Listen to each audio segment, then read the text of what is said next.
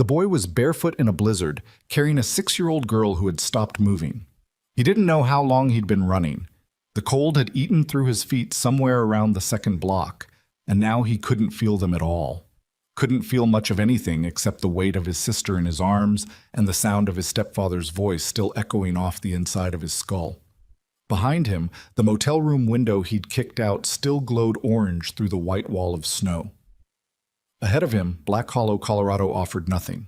No open doors, no lit porches, no movement. Just one thing. One compound at the end of Reaper's Road, wrapped in chain link and razor wire, with a single floodlight burning above a steel gate that read, Ghost Reapers MC, private property. Trespassers will be dealt with. Everyone in town said the men inside that gate were the most dangerous people in the county. Eli Vance was 14 years old, bleeding from a cut above his eye, and he ran toward them anyway. If this story already has you holding your breath, you're exactly where we want you. Subscribe to the channel and follow Eli's journey all the way to the end, because what happens inside those gates will change everything you thought you knew about monsters and protectors. Hit that like button and drop your city and country in the comments below. We want to see how far this story travels. Now, let's go back to the beginning. The night Curtis Grady came home drunk was not the first time, and Eli had long ago learned to read the specific sound of his footsteps on gravel. The particular drag and stumble that meant bad, as opposed to the heavier, more deliberate thud that meant worse. What he heard at 11:14 on a Thursday in January was the second kind, and Eli was off his cot and moving before the motel room door handle even rattled. Rosie was already awake. She always woke up when Curtis came home. Eli didn't know if she could hear him too, or if she simply felt it, the way animals feel weather changing before the sky does. She was sitting up on the bed they shared, her blanket pulled to her chin, her eyes too wide and too old for a 6-year-old face. Jacket, Eli said. She reached for it without a word. Eli had a system. He'd built it over 14 months of living in motels across 3 states. Always know where the exit is, always keep shoes close to the bed, always have enough money hidden somewhere that Curtis wouldn't find it to cover 2 bus tickets to anywhere.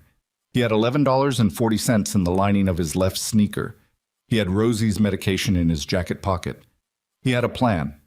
If you could call the desperate instincts of a boy who'd never once been given a reason to trust a plan. The door didn't open. It came off the frame. Curtis Grady was not a large man in the way that makes people careful around you. He was large the way a crowbar is large, not impressive on its own, but capable of specific deliberate damage. He stood in the fractured doorway with snow on his shoulders and bourbon on his breath, and his eyes already doing the thing they did, that particular narrowing that meant whatever was happening in his head had already been decided, and nothing Eli said was going to change the outcome. "Where is she?" Curtis said. Not a question. A declaration of intent. "She's sleeping," Eli said. I didn't ask if she was sleeping. The room was small. Eli was standing between Curtis and the bed, which was where he always ended up. Not because he was brave, he'd never once felt brave in his life, but because the math was simple. He was bigger than Rosie. He could take more. That had always been the only calculation that mattered. Curtis moved. Eli moved faster. Not toward the door. There was no getting past Curtis in that doorway, but toward the bathroom. He grabbed Rosie's wrist and they went through the narrow door together, and Eli drove the flimsy lock home, knowing it would hold for maybe 30 seconds, which was enough time to do what he'd thought about doing for 6 months, and never once believed he'd actually do. He picked up the ceramic soap dish from the sink, shielded Rosie's face with his body, and hit the bathroom window. The glass came out ugly. Some of it came back. He felt it open his eyebrow in a thin, sharp line that immediately went cold in the air, rushing in from outside. He knocked the remaining shards out with his elbow, lifted Rosie through the gap, told her not to make a sound, and followed her out into the black and howling Colorado winter. His feet hit snow. He'd left his shoes by the bed. He didn't go back. The temperature in Black Hollow that night was 11 degrees Fahrenheit, dropping. The blizzard that had been threatening since afternoon had arrived while they were inside. The kind of mountain storm that comes fast and mean and doesn't apologize, that turns streets into white silences where sound goes to die. Eli could see maybe 20 feet in any direction. The motel was already disappearing behind them. He picked Rosie up. She was small for her age, malnourished in the way that children of transient lives sometimes are. Not starving, just persistently not quite enough. He carried her against his chest with her face buried in his neck, and he ran in the direction he thought was away from Curtis, and also, somehow, toward something. Anything. 3 blocks. Maybe 4. He was already losing count. The cold moved into his feet with the methodical efficiency of something that had all the time in the world. First, the sensation went numb in a way that felt almost like relief. Then the numbness became something heavier, a deadening pressure that climbed toward his ankles with each step. He stopped registering the pain in his eyebrow. He stopped registering much of anything except the weight in his arms and the wind against his face and the specific quiet of a town that had decided, by unanimous and unspoken vote, not to be here. He tried a gas station first. The lights were on inside, fluorescent and indifferent, and a man in his 50s sat behind the counter with a space heater pointed at his shins and a television showing a late-night program Eli didn't recognize. Eli pushed the door open with his shoulder, and the man looked up. "We need help," Eli said. The man's eyes moved from Eli's face to Rosie, to the snow dripping off them both, to the cut above Eli's eye, still producing a thin rivulet of blood that had frozen in a dark stripe down his temple. His expression did not change so much as organize itself around a decision. "I don't want trouble," the man said. "We're not trouble. My sister. I'm going to have to ask you to leave. It's 11 degrees outside." "I'm sorry." He didn't look sorry. He looked afraid, which Eli understood. Fear was reasonable. Fear made sense. But afraid of what, exactly? 2 children in a blizzard. A barefoot teenager with a cut on his face. What specific version of danger did they represent that was worse than what was already happening to them? Eli held the man's gaze for one more second, then turned and walked back out into the storm. 2 more houses after that. A porch light on a blue house where a woman cracked the door 3 inches with the chain still on and saw them and said she was calling the police, and Eli said, "Please, please do that. Please call someone." And she looked at him for a moment with something complicated in her face before closing the door. He stood on her porch for 4 minutes. No one came. He knocked again. No answer. The porch light went out. A church hall with a locked door and a sign about Wednesday services. A bar where the bouncer stepped outside to block the entrance before Eli even reached the steps.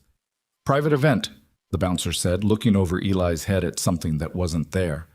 Rosie had gone still against his chest. Not asleep. He could feel her breathing, short and shallow. But somewhere past awake, somewhere that bodies sometimes go when they've spent too much energy and have decided to conserve what's left. He needed to get her warm. He needed to get her warm in the next few minutes, or the calculation he'd been running in his head was going to arrive at an answer he refused to accept. He turned in a slow circle in the middle of a street he didn't know the name of. The snow was coming sideways now, filling in his footprints behind him almost as fast as he made them. Every light he could see was too far away, or behind curtains that meant stay out. Every door was a closed thing. And then he saw it. He'd heard about the ghost reapers the way you heard about anything in a small mountain town. In pieces, through context, in the way adults lowered their voices and children repeated things they half understood. Curtis had mentioned them once, early on, when they'd been passing through Black Hollow on a different route and had seen the compound from the highway. "Stay away from those people," he'd said, and since Curtis's list of things to stay away from included anything he couldn't control, Eli had filed it and moved on.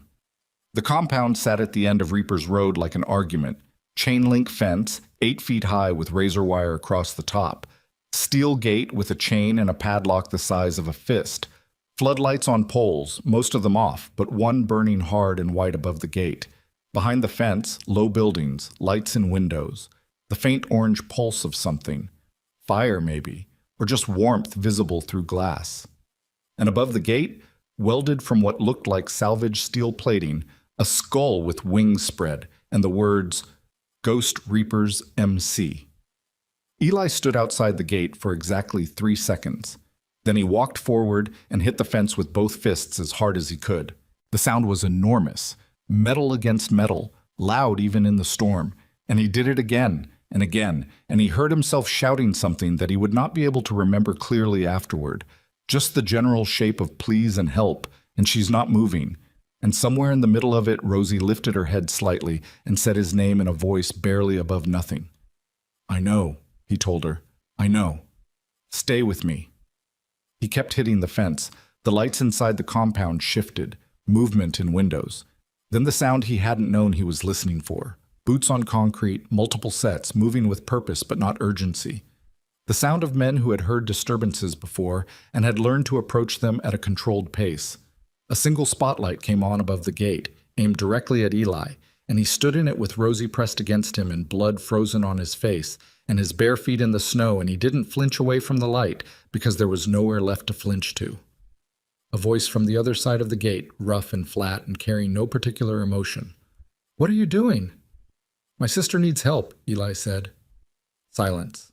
Then quieter. "How old is she?" 6. "She's 6.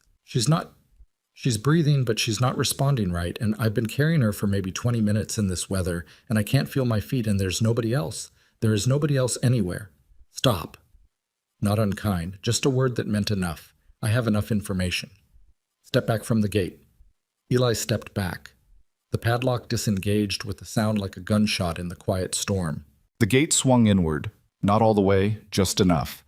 And the man who stepped through it was not what Eli had been imagining, which was something large and straightforwardly threatening. He was perhaps 6'2", built like someone who had once been in very good condition and had since been weathered by years into something harder and less defined. Late 30s, maybe early 40s, with a jaw that looked like it had been broken at least once and had healed slightly wrong. A leather jacket with a Ghost Reaper's patch on the chest, Hanox on the name tag below it. A scar that ran from his left ear to the corner of his mouth that was old enough to be white in the cold. He looked at Eli. He looked at Rosie. Something moved through his face that wasn't quite any single emotion Eli could name. He reached out and put 2 fingers against the side of Rosie's neck, counted something silently. "Her pulse is there," Knox said. "Weak, but there." He took off his jacket without hesitation. Underneath it was a heavy flannel and a thermal, and beneath all of that a chest that had absorbed a significant amount of the world's damage. And he wrapped the jacket around Rosie without asking Eli's permission, because asking would have cost seconds they didn't have.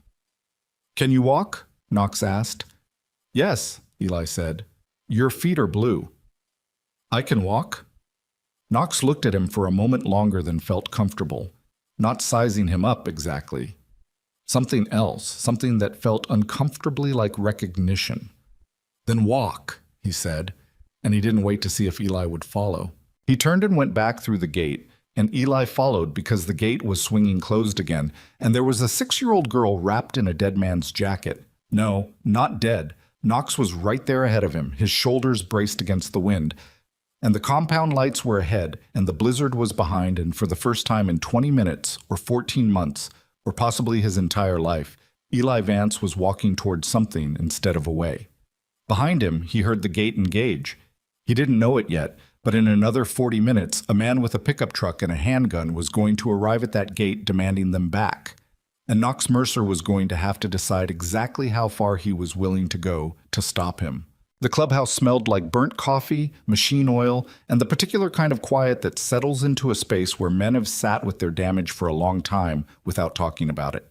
Eli noticed the smell before he noticed anything else, because his eyes were still adjusting from the floodlight outside, and the sudden shift from storm to interior was almost physical, like walking through a membrane, from a world that was trying to kill him into one that hadn't decided yet. The main room was large and low-ceilinged, with exposed beams overhead and a concrete floor covered in mismatched rugs, a bar along one wall with no stools occupied, a wood stove in the corner generating serious heat, and around it 3 men who had been sitting when Eli walked in and had not stood up but had also not relaxed. Knox carried Rosie past all of it without stopping. "Deb," he said loudly toward a hallway on the left. A door opened. A woman in her 50s with close-cropped silver hair and reading glasses pushed up on her forehead came out pulling on a zip-up fleece. She took one look at Rosie and her expression collapsed into something efficient and immediate. "How long?" she asked. 20, maybe 25 minutes of exposure, Knox said.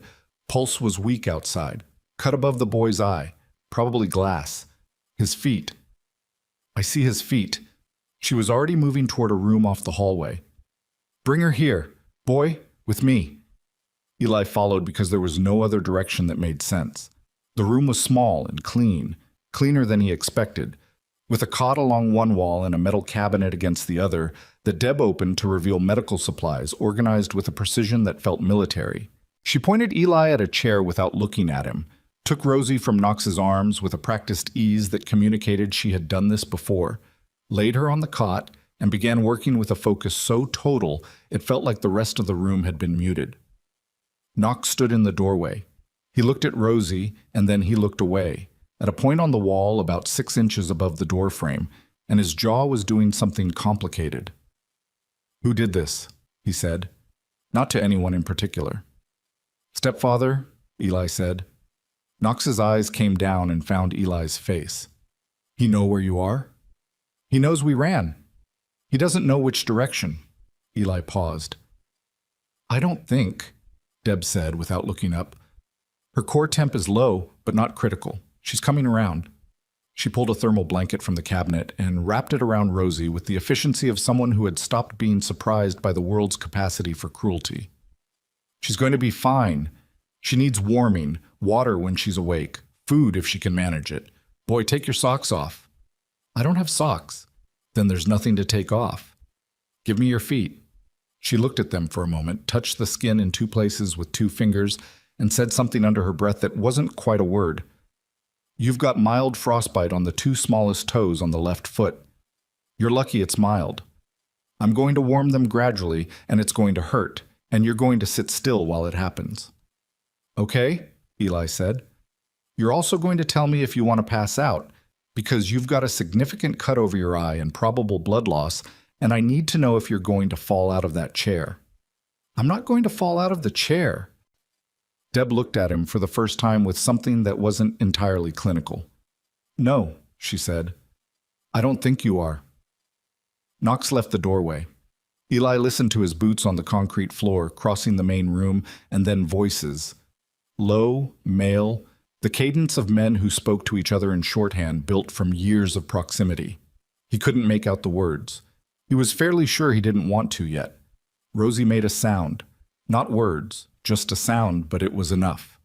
Eli leaned forward in the chair with his wrecked feet flat on the floor and said her name, and her eyes opened. Unfocused at first, then tracking, then finding him. "Eli," she said, "right here." She looked at the ceiling, the blanket, Deb's silver hair above her. "Where are we?" Eli thought about how to answer that. "Somewhere warm," he said finally. "Go back to sleep." She did, which was its own kind of miracle. The next 40 minutes happened in segments. Deb cleaned the cut above his eye with something that burned, closed it with 3 butterfly strips, told him the pain in his feet would be worse tomorrow and to keep them elevated when he could. She brought him a mug of something hot, not coffee, tea, or something adjacent to it, and he drank it without tasting it, watching the rise and fall of his sister's breathing across the room. Rosie's color was coming back.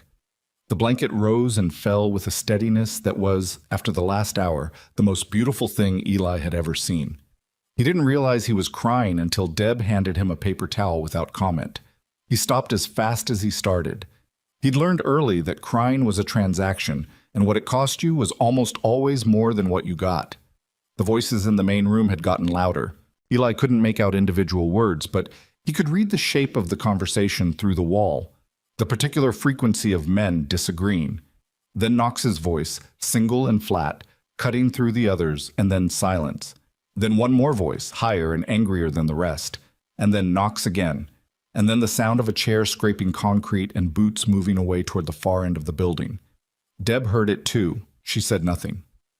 "They don't want us here," Eli said. She didn't answer immediately. She was repackaging supplies into the cabinet with neat, specific movements, each item going back in the exact position it had come from. "Some of them," she said finally. "What does Knox want?" She looked at him over her shoulder. "Knox wants what Knox always wants. He just doesn't admit it to himself until it's too late to take back." That wasn't an answer Eli could fully parse, and she seemed to know it, because she closed the cabinet and turned around and leaned against it and looked at him the way people rarely looked at 14-year-olds, like he was a person, specifically, rather than a category.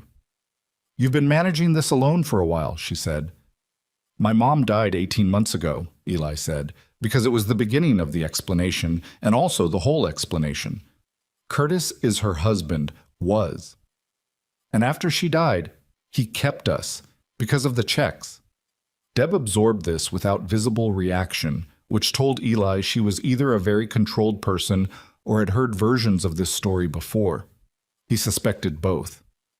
"You didn't go to anyone? School? A neighbor?" "I went to his teacher once," Eli said. "Rosie's. She called children's services. A woman came to the motel room. Curtis was sober. The room was clean because I cleaned it, and they closed the case." He paused. "I went to a police officer in the last town we lived in. He told me that custody situations were complicated and that I should talk to my stepfather about my concerns." The silence after that had a specific texture. "I see," Deb said. "So I stopped going to people," Eli said. The front door of the compound opened. Even from the back room, the sound of the storm came through. A sudden cold roar that was there and then cut off. Boots. More than one pair, and then Knox's voice again, this time closer and carrying a different quality than before. A quality that made Eli's spine do something involuntary. He was already getting out of the chair when Deb put a hand on his shoulder. "Stay," she said. "Is that— Stay," she said again, and this time there was something in her voice that was almost gentle, which was more frightening than if it had been hard. She went out and closed the door, and Eli sat in the small, warm room with his sister breathing steadily on the cot and listened to the sound of what was happening on the other side of the wall. He couldn't hear individual words. He heard Curtis's voice. He knew it instantly, the specific register of it, the controlled aggression that was its own kind of performance. And he heard Knox's voice answering it, and then another man's voice he didn't recognize, and then the front door again, and then nothing for a moment that lasted approximately 1,000 years. Then Knox opened the back room door. He filled the frame without meaning to, just the way he was built, the way he occupied the space available to him. He looked at Eli, then at Rosie, then back at Eli. "You need to tell me something," he said. "Okay," Eli said. "Is there anything at all, that gives that man a legal claim on either of you?" Eli's mouth was dry. "He has guardianship papers. He filed them after my mom died. I don't know if they're real. He said they were." Knox's expression didn't change, but something behind his eyes did. "Okay," he said. "Stay in here. Keep the door closed." "What's he saying out there?" Knox looked at him for a moment. "He's saying you're his kids and he wants you back." "We're not his kids." "I know that." "Are you going to— Stay in here," Knox said, and closed the door. Eli sat very still for approximately 10 seconds. Then he got up, crossed the room in 3 steps, and opened the door a crack. The main room had reorganized itself. The 3 men who had been around the wood stove were now standing, not in a line, nothing so deliberate, but positioned with the specific casualness of men who had learned where to be in a room so that the geometry worked in their favor. Knox was near the front door, and next to him was a man Eli hadn't seen before. Shorter, broader, with a shaved head and a scar that crossed his left eyebrow, and a vest that said Vice President over the Ghost Reaper's patch. His name tag said Reed. Curtis was at the front door. He hadn't come all the way in. Eli could see him in the gap. Coat covered in snow, his face doing the thing that it did when he was performing reasonableness for an audience. The controlled version of himself that he turned on and off like a switch. He was holding his phone. He was showing Knox something on the phone. "Custody documentation," Curtis said. "Filed in Mesa County. I've got every legal right." "Let me ask you something," Knox said. Curtis stopped. "The boy's barefoot," Knox said, "in an 11-degree blizzard. How's that happen? In a home where a man has every legal right?" Curtis's jaw worked. "Kids make bad choices." "I'm not going to stand here and— You're not going to do a lot of things tonight," Knox said. The tone hadn't changed. It was still flat, conversational, utterly without emphasis. That was the thing about it, Eli realized. The absence of heat was more frightening than heat would have been. You're not going to come through this door, you're not going to talk to those children tonight, and you're going to get back in whatever you drove here, and you're going to go somewhere that isn't here, and you're going to give me until morning to make some phone calls. Curtis looked at Reed. Reed was looking at a spot about 2 feet past Curtis's left ear with an expression of serene disinterest. "These men are felons," Curtis said, and there was something in his voice now that was actually what it was. Not performed but real, a thin, bright wire of actual fear running under the control. "I'll call the sheriff. You can't just—" "Call the sheriff," Knox said. "I genuinely like the sheriff involved. Go ahead." The silence after that had a texture Eli could feel even through a cracked door 30 feet away. Curtis looked at Knox for a long moment. He looked at the men arranged with casualness around the room. He looked at his phone. He put his phone in his pocket.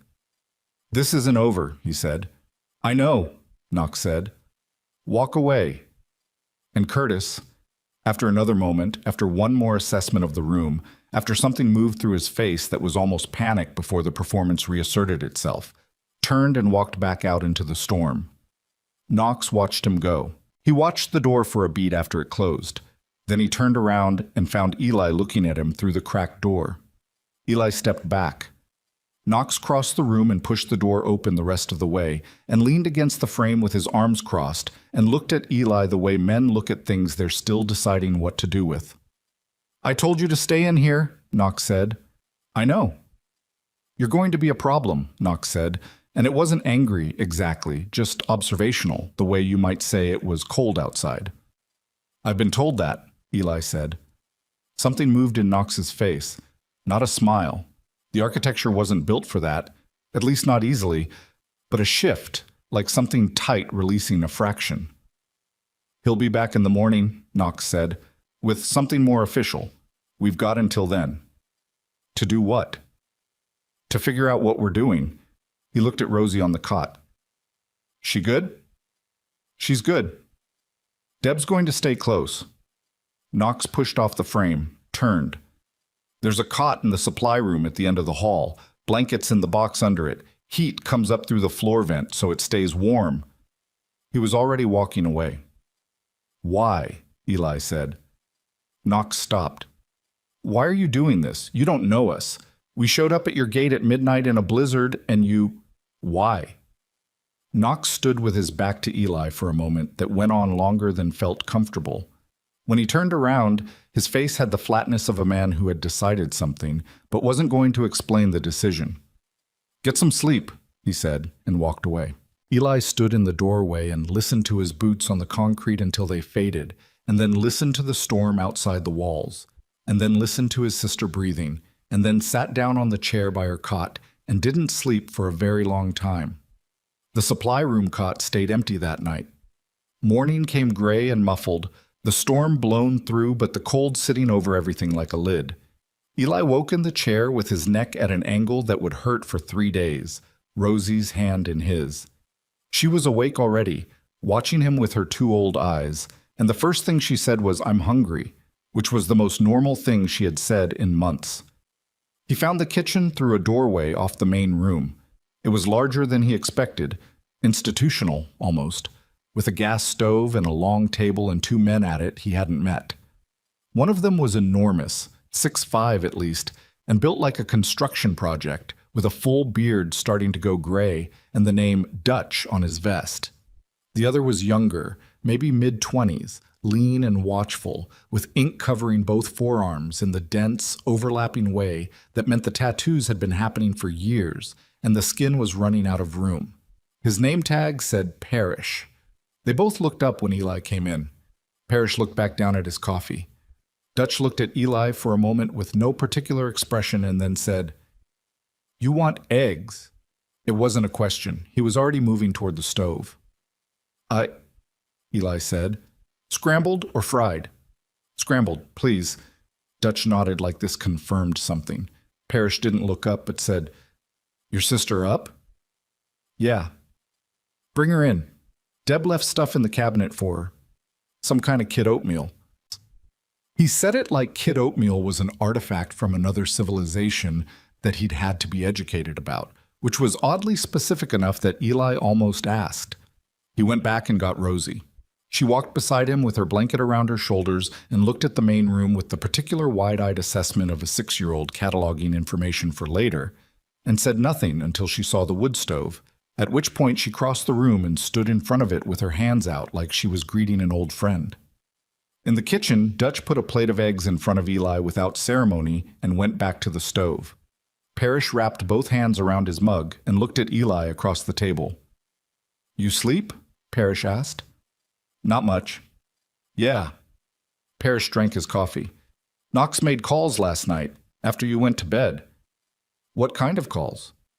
"The kind where you find out if guardianship papers filed by a man who drove 2 kids out into a blizzard are actually what they say they are." Parrish set his mug down. "Turns out complicated." "What does that mean?" "Means the papers are real enough to be a problem. Means it's not as simple as just keeping you here and waiting for that guy to give up." He looked at Eli with something that was measuring without being unkind. "Means Knox is going to need more from you than you've given him." "I've barely talked to him." "That's what I mean." Dutch set a bowl of the kid oatmeal on the counter, and Rosie materialized at Eli's elbow without being summoned, and Eli watched her eat with the focused devotion of a child who had learned that food was not guaranteed, and something in his chest made the specific kind of hurt that doesn't show on the outside. Knox came in 40 minutes later. He'd been out. There was cold on his jacket and something in his eyes that had the weight of the morning in it, the weight of things seen or said or decided in the early light before anyone else was watching. He poured coffee. He stood at the counter and drank half of it looking at nothing.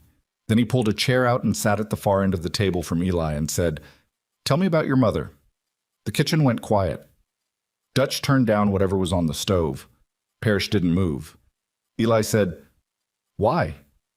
"Because I need to understand what I'm dealing with. Legal, official understanding." He set his mug down. "And because the man at my gate last night is not a man who is going to go away, and if I'm going to keep you here, I need to know every piece of this." Eli looked at the table, then at Knox. He talked for 20 minutes. He talked about his mother the way you talk about people you're still in the process of grieving, in careful movements around the center of it, circling without landing. He talked about how she'd met Curtis when Eli was 12 and Rosie was 4, and how it had seemed fine at first, the way things that are going to be terrible sometimes seem fine at first. He talked about the way it changed and the specific stages of the change and the things he'd tried to do and the walls he'd hit. He talked about the last 6 months, the 3 states, the motel rooms. He talked about the children's services visit and the officer who'd told him custody situations were complicated. Knox listened without interrupting. He didn't write anything down. He listened the way very few people had listened to Eli. Like every word cost something to say, and he understood the cost and wasn't going to waste it. When Eli finished, Knox was quiet for a moment. "The papers he has," Knox said. "Did your mother sign anything before she died?" "I don't know. I was 12. She was sick for 3 months, and then she was gone, and then Curtis had papers." "Okay. Are the papers valid?" "My guy says they could be challenged. It would take time." Knox picked up his mug. "And lawyers, which costs money." "I don't have money." "I know." Reed appeared in the kitchen doorway. He looked at Knox with an expression that meant something specific between them, and Knox looked back, and a conversation happened in the space between without a word. Reed's expression said something Eli read as "this is going further than I agreed to," and Knox's said something Eli read as "I know, and it's not a question." Reed left. "Your VP doesn't like us being here," Eli said. "Reed doesn't like anything that puts the club at risk." "Does this put the club at risk?" Knox looked at him. "Yes." Eli absorbed that. "Then why?" "Because some things matter more than risk." Knox said it like it was a simple statement of fact, like the temperature outside. He didn't offer anything more, and Eli had the sense that asking would get him less, not more. A motorcycle outside, not Harley-sized, something smaller, and then 2 more that were the real thing, that specific rumble that Eli felt in his back teeth before he heard it. New arrivals. Knox was already standing. "Stay at the table," he said, not looking at Eli. He went out, and Eli heard the front door and heard voices. More voices than before. An addition that changed the acoustic character of the main room. and Rosie looked up from her oatmeal at him with a question in her face. "Keep eating," Eli told her. He counted 3 new voices. At least one of them was talking fast, upset, in the staccato rhythm of someone delivering information that they expected to cause a problem.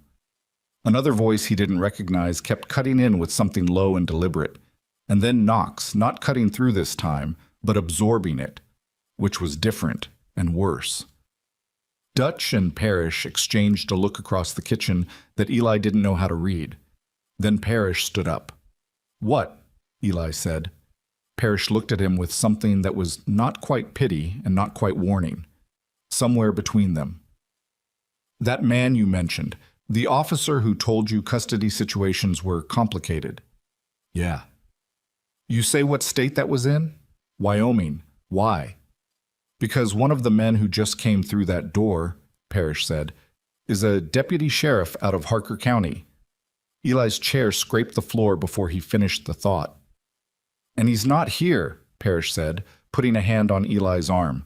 "Not grabbing, just present, just await. Because Knox called him. He's here because someone else did." The room tilted in a specific way that Eli recognized from experience, the way reality reorganizes itself around a piece of information that changes all the other pieces. He looked at Parrish's hand on his arm. He looked at the door to the main room. He looked at his sister eating oatmeal with her blanket around her shoulders, completely unaware. And the simple domesticity of it was almost unbearable in the context of what Parrish had just said. Curtis hadn't gone away. Curtis had made a phone call of his own. And now there was a county deputy in the Ghost Reaper's main room, which meant the gate that had protected them last night had just become the thing that could be used against them. Because a compound full of men with criminal records and a 14-year-old with no paperwork and a 6-year-old in a thermal blanket was not a picture that told a simple story, and stories that weren't simple got interpreted by whoever was holding the pen. Eli stood up. "Sit down," Parrish said. "I need to talk to Knox." "Knox is handling it." "You don't—" Eli stopped, breathed, looked at Parrish's face, which was doing something that wasn't reassurance exactly, but was in that direction. "You don't know what Curtis is capable of. He doesn't come at you straight. He comes at you sideways, through the things that are supposed to protect you." Parrish was quiet for a moment. "Yeah," he said. "Some of us know exactly what that looks like."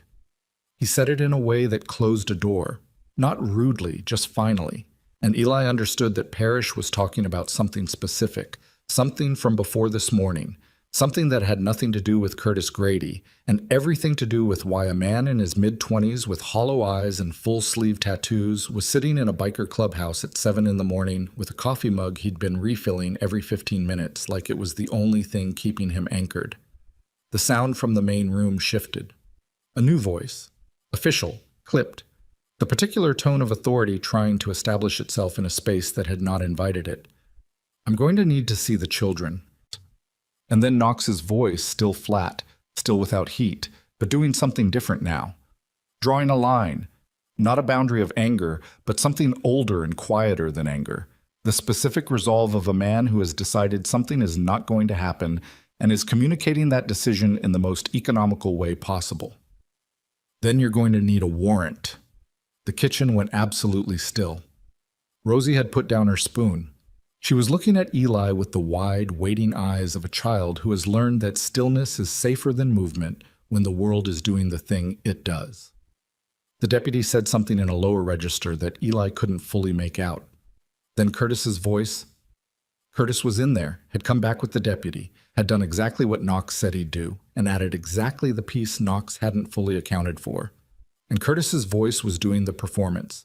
The controlled, reasonable version, the version that had fooled Children's Services and a Wyoming police officer and every motel manager who'd looked the other way. And then Reed's voice, which was a surprise because Reed had been the opposition. Reed had been the one who didn't want them here. But Reed's voice right now was on the same side as Knox, saying something short and pointed that landed in the room with an audible effect, even through the wall. Then the front door. Then boots on the porch. Then, after a beat, the sound of a vehicle on gravel, getting louder before getting quieter, then gone. Then nothing for a moment that lasted. Knox opened the kitchen door. He looked at Eli. He looked at Rosie. He looked at Dutch, who was already back at the stove like nothing had happened, and at Parrish, who was looking at his coffee, and at Eli again. "He's gone for now," Knox said. "He'll be back," Eli said. "Yes." "With more than one deputy." "Probably." Eli looked at him. "So what do we do?" Knox looked back, and for a moment the flatness in his face broke into something that was exhaustion and something else, something Eli couldn't name, something that looked like a man seeing something in front of him that he hadn't let himself see in a long time. "What I should have done last night," Knox said. "Instead of waiting." He reached into his jacket pocket and pulled out a phone and made a call, and Eli sat down slowly because his legs were not entirely reliable, and Rosie reached over without looking at him and put her hand in his, and outside, somewhere in the compound, a Harley fired up. Then another, then a third. The sound of the machines moving, not out of the compound but shifting within it, repositioning, a low rolling readiness that Eli felt in his chest like a second heartbeat. It was the sound of men who had decided something. The question was whether what they had decided was going to be enough. And somewhere across town, in whatever room Curtis Grady had retreated to, a phone was ringing. Not the deputies, not legal, not official. And when it was answered, a voice said something, and Curtis said something back. And what he said was going to arrive at the Ghost Reaper's gate before nightfall in a form that no amount of resolve or flat-voiced refusal was going to be simple enough to stop, because Curtis had just made the call he'd been saving, the one that wasn't about custody papers or county deputies. The one that was about something older and darker than any of that, a debt and a name and a set of men who collected on both. And the Ghost Reapers were about to discover that the boy who had appeared at their gate was carrying something none of them had known to look for. The name Curtis said on the phone was Dolan. Knox heard it secondhand from a man named Trey who ran a pawn shop on the east side of Black Hollow and owed the Ghost Reapers a debt that predated Eli's existence by 8 years. Trey had ears in places that mattered and a survival instinct that kept them clean, and what he'd heard, passed through 2 intermediaries in the 40 minutes between Curtis leaving the compound and Knox's phone ringing, was enough to make Knox stand very still in the middle of the main room for a moment that the other men in the room clocked without commenting on. Then Knox said, "Get Reed." Reed came in from the garage with grease on his hands and a look on his face that meant he already knew something was wrong from the quality of the silence preceding the summons. Knox told him the name. Reed put down the rag he'd been carrying and sat down in the nearest chair. "Dolan," Reed said. "Yeah. As in Marcus Dolan. Only one I know of." Reed was quiet for a moment that had the weight of specific history in it. "How does a man like Curtis Grady know a name like Marcus Dolan?" "That," Knox said, "is what we're going to find out." Eli was in the doorway. He'd come out of the kitchen when the Harleys started moving. Not because he'd been told to, but because the sound of them had shifted in a way that registered even through his exhaustion as a change in condition, a moved piece, and he'd learned over 14 months that changed conditions required witness. Knox saw him in the doorway and looked at him for a moment and then looked at Reed and then back at Eli. "Come in," Knox said. "Close the door." Eli came in. He closed the door. He stood near the wall and waited. "The man your stepfather called," Knox said. "Marcus Dolan. You know that name?" "No." "You sure?" "I've never heard it." Knox studied him the way he'd studied him at the gate. That specific look that was not distrust exactly, but was the habit of a man who had been lied to enough times that verification was reflexive. Whatever he found in Eli's face satisfied something, because he nodded once and looked away. "Dolan runs the Harker Basin," Knox said. "Not officially. Nothing he does is official. He runs it the way weather runs. You don't see the mechanism. You just experience the results." He sat down across from Reed, 2 men at a table that had clearly hosted conversations like this before, though possibly not about a 14-year-old. He's connected to everything dirty between here and the state line. Loan work, product, enforcement. He has men in 3 counties and relationships in places that should make those relationships impossible. "And Curtis knows him," Eli said. "Apparently." "How?" Knox looked at Reed again. Reed had his elbows on the table and was looking at the wood grain of it. That's the question, Reed said. Because men like Curtis Grady don't know men like Marcus Dolan through legitimate channels. You get to Dolan through specific work, specific kinds of favors. Eli stood there and let that arrange itself in his mind. The motel rooms, the 3 states, Curtis always with cash that didn't have an obvious source, always making calls at times he thought Eli wasn't awake, always moving them before Eli could start to understand the geography of a place. He'd assumed it was just instability, the particular restlessness of a man who couldn't be still because being still meant facing something. But instability didn't explain the cash. Instability didn't explain the pattern. He was moving us, Eli said. Every time we moved to a new state, he wasn't running from something. He was running a route, Knox said. Yeah. The word hit different than it should have because Eli had known something was wrong for 14 months and had attributed it to the most available explanation, the simplest one, the one that required the least from him. Knowing and knowing were different things. One was a background hum, the other was Knox's voice in a morning room saying route, and the 14 months rearranging themselves around it into a shape that was much worse. Rosie, Eli said. She's with Deb, Knox said immediately. She's fine. She's been in the car with him, across 3 states. I know. He could have... Eli stopped. There were things his mind had been keeping just out of reach for a year, things he'd refused to look at directly because looking at them directly would have required a response he didn't have the resources for. Now they were in the room with him, and there was nowhere else to put them. Knox said his name. Just his name, flat and even, and it did something specific. Not comfort, exactly, but a kind of tethering, a weight in the present tense that kept him from going too far into the shape of what he'd just understood. She's safe, Knox said. Right now, she is safe, and that's the only thing that matters right now. You understand? Eli looked at him. Say yes, Knox said. Yes, Eli said, and meant it about 60%, which was probably the honest number. Dutch came in from the back without knocking. He had his jacket on, which meant he'd been outside, and there was something in the set of his face that meant he'd seen or heard something he hadn't expected to. He looked at Knox. Vehicle on Reaper's Road, he said. Sitting, not Curtis's truck, something bigger. Knox stood up. How long? Reed said. 10 minutes, maybe. Been there when I went out to check the perimeter. Still there when I came back. Reed was already on his feet. Knox crossed to the window and looked through the gap in the curtain without moving the curtain, a practiced motion. Whatever he saw made him stand still for a moment. Parrish, he said. Parrish materialized from somewhere.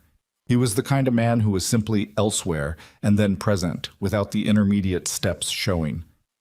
Already saw it, Parrish said. Wake Carver and Ruiz, not loud. Parrish was gone. Reed looked at Knox. You think he moves this fast? Dolan doesn't move, Knox said, still at the window. He sends, and yes, he sends fast because fast is how you establish that the conversation is over before it started. Eli said, What do you need me to do? All 3 of them looked at him. It wasn't a child's question, and they heard that, heard the specific quality of it, the pragmatism of someone who had been managing situations alone for long enough that offering to help was not heroism, but reflex.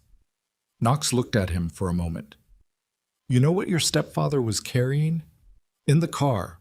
What routes you drove, anything specific, stops that didn't make sense, times you waited somewhere while he made calls. I know the last 4 stops, Eli said. I remember addresses because I remembered addresses.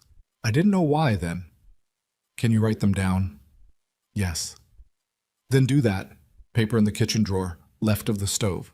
Write down everything you remember, every stop, every address, every name you heard, even if it didn't mean anything. He looked at Eli steadily. That paper becomes important, you understand? Not just for us, for after. For getting Rosie out of his custody, Eli said. For putting him in a position where he can't get custody of anyone ever again. Eli went to the kitchen. He found the paper. He sat at the table and he wrote, and the act of writing was almost unbearable in the way of things that should have happened earlier. The specific regret of information that could have changed outcomes if it had existed in this form before now. He wrote 4 addresses and 3 names he'd half heard through motel walls, and 2 dates that he remembered because of what had happened around them. He wrote for 11 minutes without stopping. Rosie came in while he was writing. She stood beside his chair and looked at the paper without asking what it was, and he folded it over so she couldn't read it and said, "Go stay with Deb."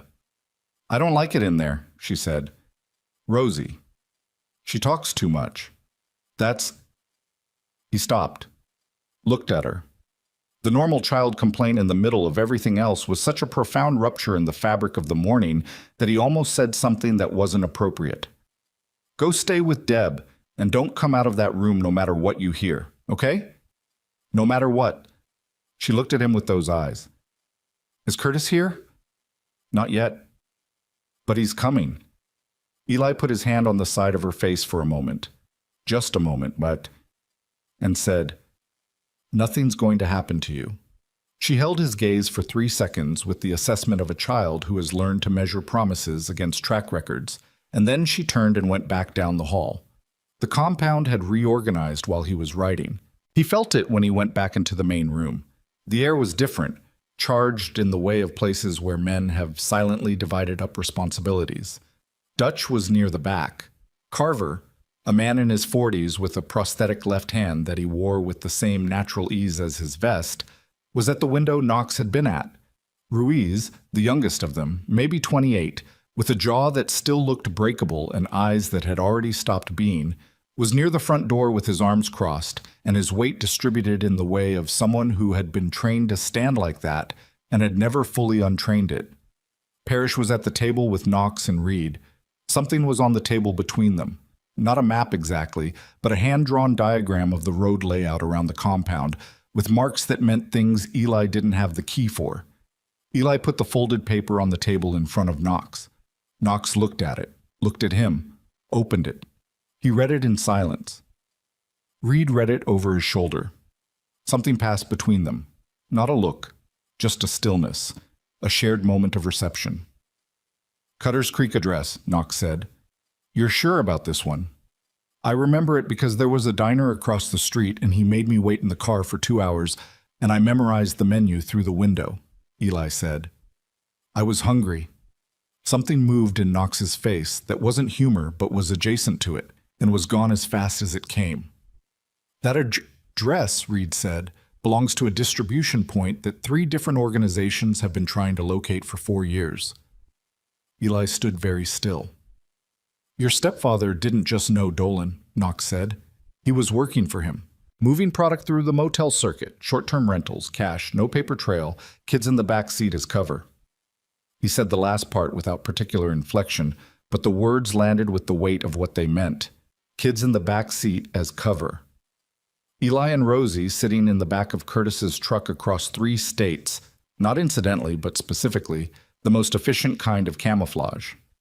The room went very quiet. Eli heard himself breathing. He heard Carver shift his weight at the window. He heard the wind outside, which had come back without announcing itself, and under the wind, distant, the sound of an engine that wasn't one of theirs. "He used us," Eli said. "Yes." "For how long?" Knox looked at him with the specific expression of a man who is assessing how much truth is the right amount in a given moment. Eli recognized the expression because he'd used it himself on Rosie more times than he wanted to count. "Since he filed the guardianship papers," Knox said. 18 months since his mother died. The whole time. Eli sat down in the nearest chair because his legs made the decision before he did. He sat and looked at the table and the paper with his own handwriting on it.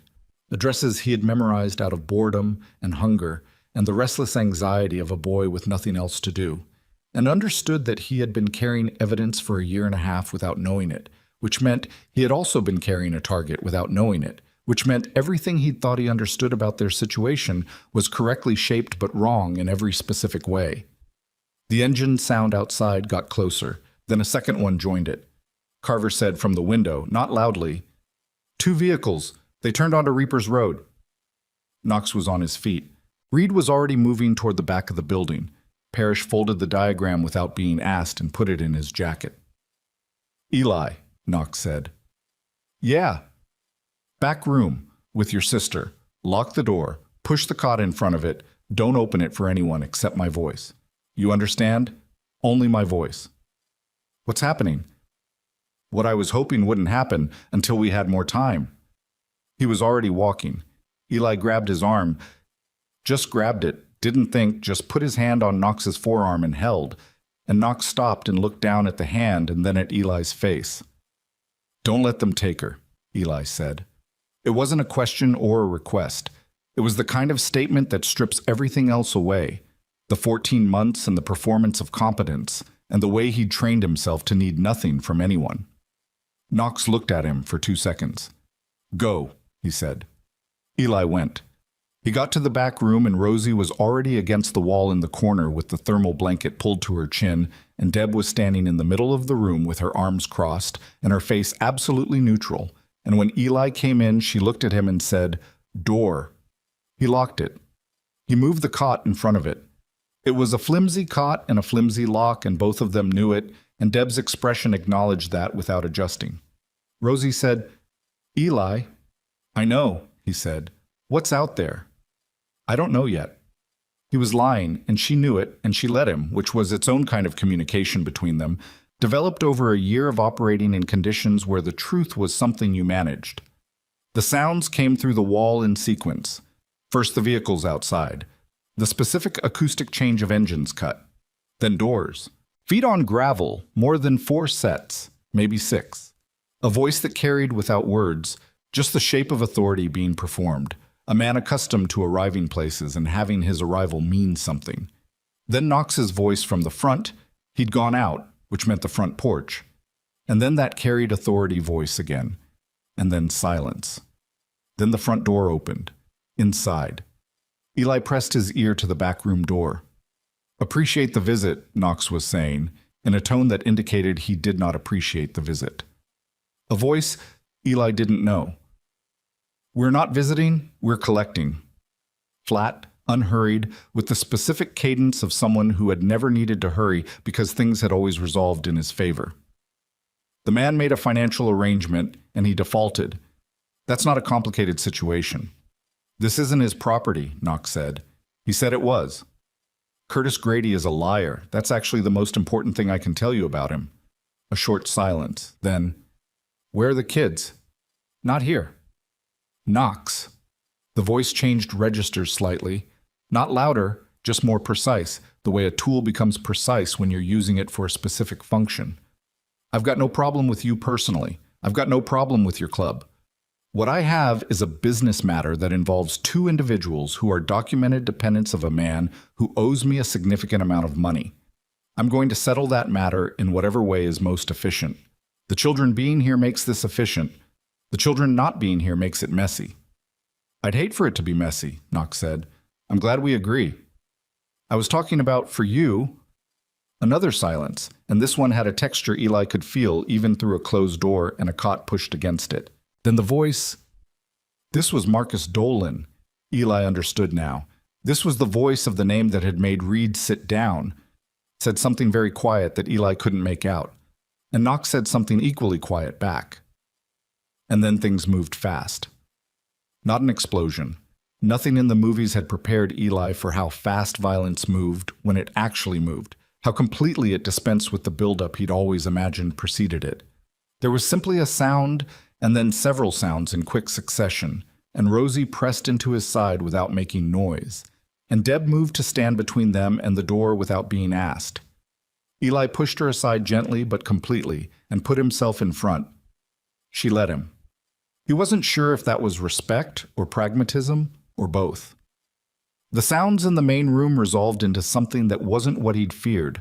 No gunshots, no breaking glass, just the dense physical language of a space being contested, furniture moved, voices raised and cut off, and then Knox's voice very clearly saying the word enough, just that word, and then a long silence that was the most frightening kind. Then Reed's voice. They're outside, all of them. Go. Boots. Fast this time. Then Knox's voice right outside the door. It's me. Eli moved the cot, unlocked the door. Knox came in and he'd been hit. There was blood from a cut on his cheekbone, and his jacket was pulled at one shoulder in a way that meant something had grabbed it. He looked at Eli first, then Rosie, then Deb. "Everyone's okay," he said, to himself as much as anyone. "What happened?" Eli said. "Dolan's people are outside. They didn't come in force." 4 men, which means this was preliminary. A message. What's the message? That he'll be back. Knox touched the cut on his cheek with 2 fingers, looked at the blood on them without apparent concern. And that next time it won't be a conversation. "How much time do we have?" Deb said. "Hours. Maybe less." He looked at Eli. "The paper you gave me, the addresses. I need you to talk to someone, on the phone, and repeat everything on that paper and everything you remember around it. Every detail." "Who?" Knox hesitated in a way that was itself information. "Someone who can make what you know matter faster than I can." "Law enforcement," Eli said. "Not the county, federal." Eli absorbed that. "You know federal people?" "I know a woman who worked federal. She's—" Knox stopped. Something crossed his face that was complicated, old, and not fully resolved.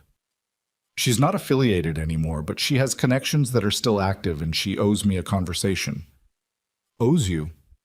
"We have history." He said it in the way that meant the history was not simple, and he was not going to explain it now, and Eli let it go because the order of urgency was clear and personal history was several items down the list. "Make the call," Eli said. Knox made the call. He made it in the main room with the ghost reapers positioned around the compound and Eli at the table listening. The woman on the other end had a voice that was precise and tired in equal measure, and she didn't greet Knox by name, just said, "How bad?" And Knox said, "Bad enough." And she said, "The Cutters Creek address is real. We've had it flagged for 18 months and couldn't get a clean chain to it." And Knox said, "I have a chain." And she was quiet for a moment that had something in it Eli couldn't name from the outside. "The boy," she said. 14, Knox said. "He's been in the car for all of it." Another silence. "Dolan knows about the chain?" "He will when he figures out what Curtis told us trying to get the kids back." "So you're on a clock?" "Yes." "I need the information directly from the boy, on record, tonight." Knox looked at Eli. "He'll do it." "Knox?" Her voice changed in a way that was subtle but present. "This puts him in a position. Once it's on record, Dolan will eventually know what he contributed. That's a specific kind of exposure." "I know what it is," Knox said. "Do you want to think about it?" "No," Knox said, and then, in a different register. "I don't get to not do this. You understand? I don't get to look at this kid and decide it's complicated and walk back from it."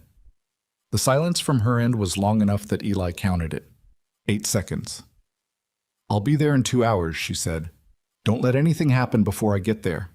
The call ended. Knox set his phone on the table. Reed, across the room, was looking at him with an expression that was not accusatory but was asking a question. "I know," Knox said to Reed. "This is past what we agreed to," Reed said. "I know." "This is federal. This is Dolan. This is—" "I know what this is, Reed. Do you?" Reed moved closer, not aggressive, just precise. "Because the last time you couldn't walk back from something, it took us 3 years to put the pieces back together. And I was here for those 3 years. So was Dutch. So were the others." Knox said nothing. "I'm not saying we don't do it," Reed said. "I'm telling you I know what it costs.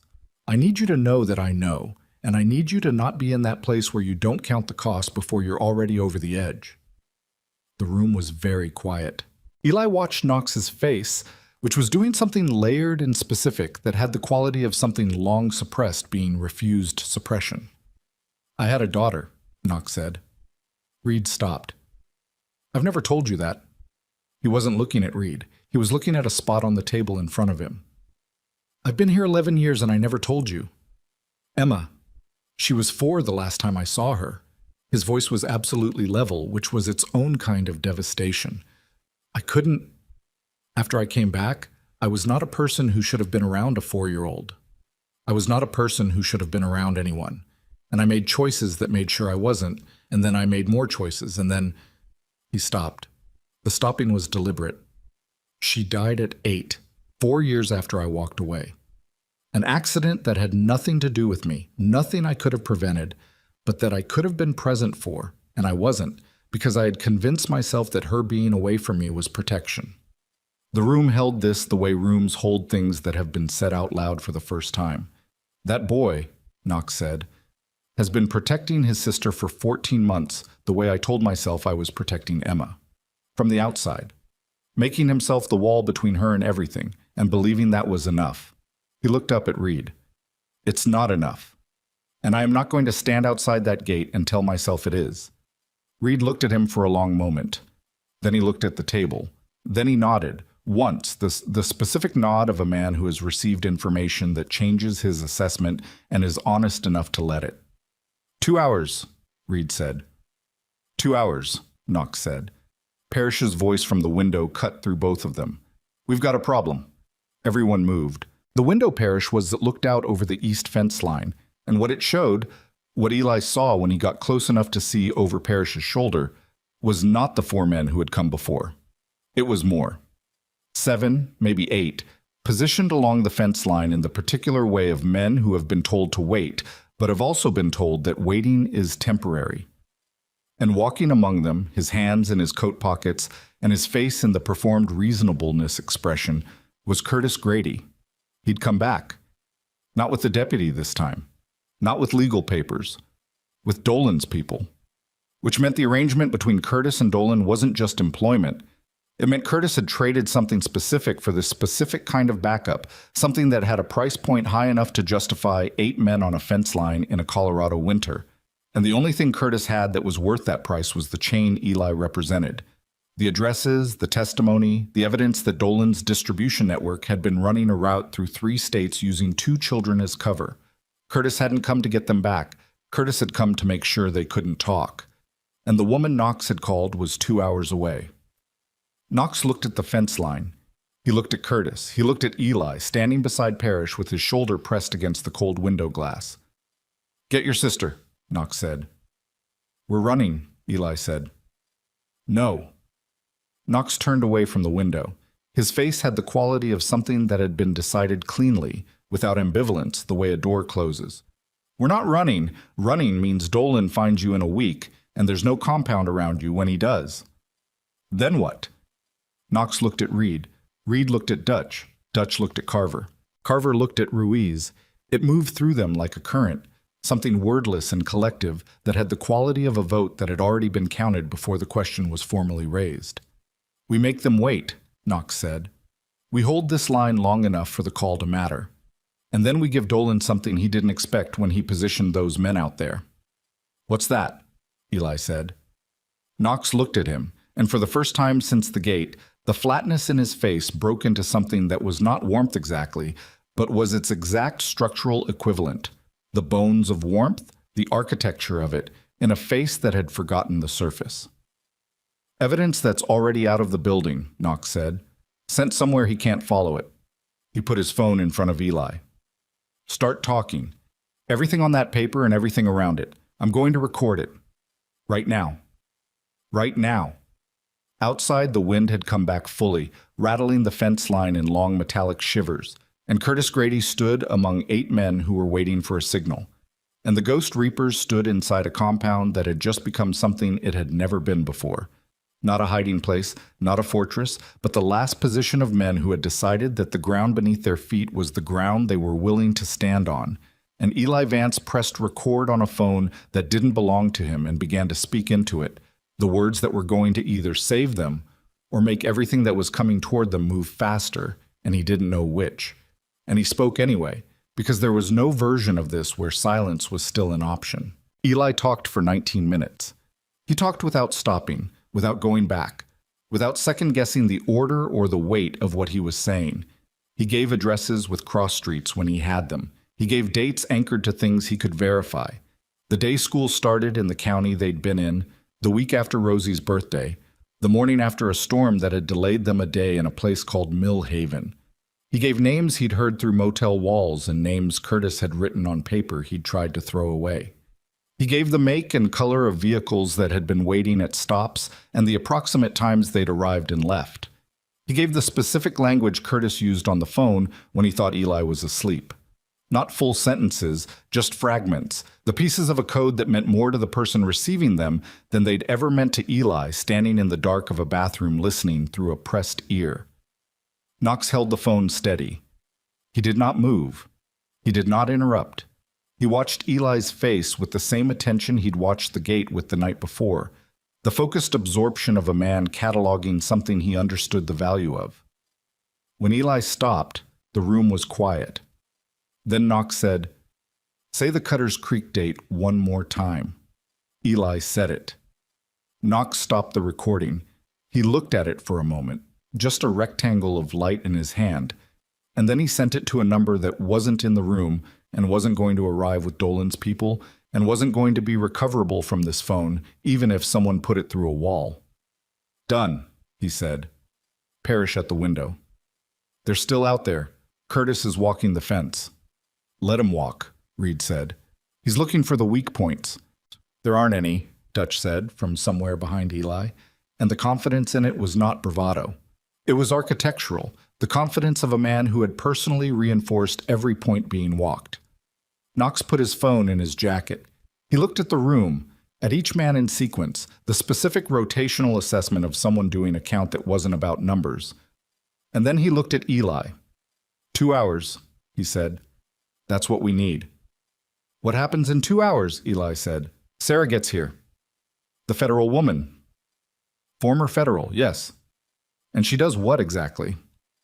"She takes what you gave me, and she makes a call that turns that fence line into the worst decision Dolan ever made." He said it without particular heat, just the flat certainty of a man who has thought it through and found the math sound. "Dolan's operation has been invisible because there's no clean chain to it. You just provided the chain. Once that recording exists in the right hands, moving against us stops being an option for him. It becomes evidence. Every man on that fence becomes a liability instead of an asset." "And Curtis," Eli said. Knox looked at him. "Curtis becomes the person who gave Dolan up." Eli understood what that meant for Curtis. He sat with it for a moment, not with grief.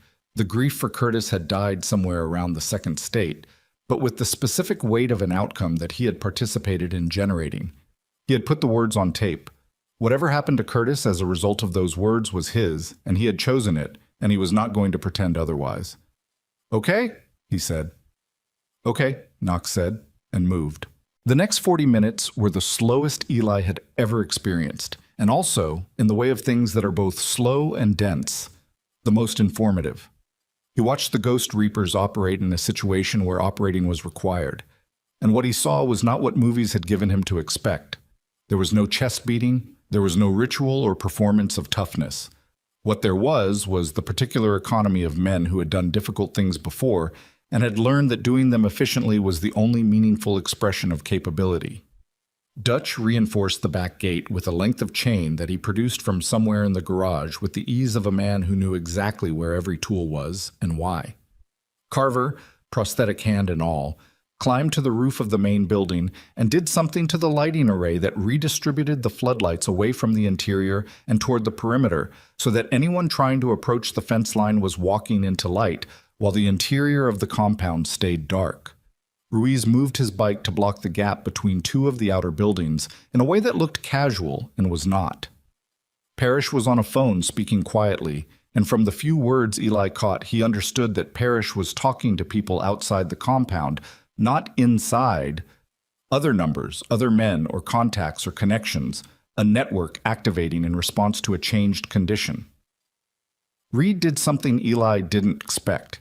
He went to the back room, and when he came back out, he had a folded blanket that he put on the cot nearest the wood stove. Not Rosie's cot, but one in the main room.